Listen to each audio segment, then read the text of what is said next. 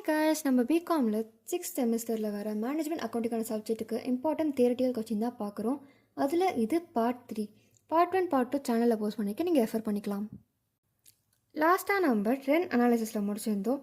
இப்போது 16th கொஸ்டினான what do mean by financial statement.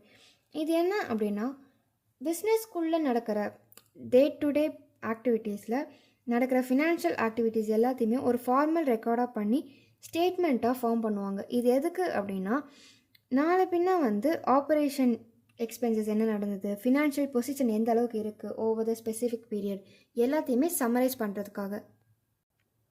Next 17th question, what is internal analysis in financial statement.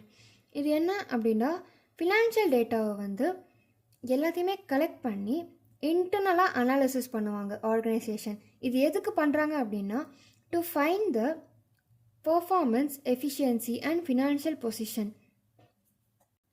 Next financial statement analysis. இது என்ன பண்ணுவாங்க அப்படின்னா, financial records எல்லாத்தையுமே எடுத்து எக்ஸாமின் அண்ட் எவாலுவேட் பண்ணுவாங்க.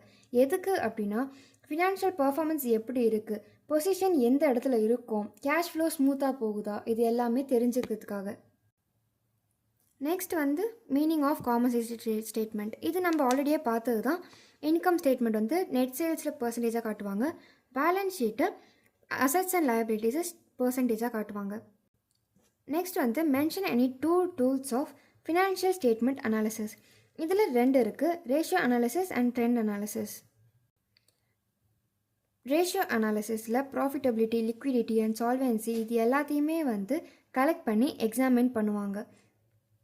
ட்ரெண்ட் அனாலிசிஸில் என்ன பண்ணுவாங்க அப்படின்னா, பேட்டர்ன் அண்ட் சேஞ்சஸ் ஏதாவது இருக்கா அப்படின்னு ஃபினான்ஷியல் டேட்டாவை ஸ்டடி பண்ணுவாங்க.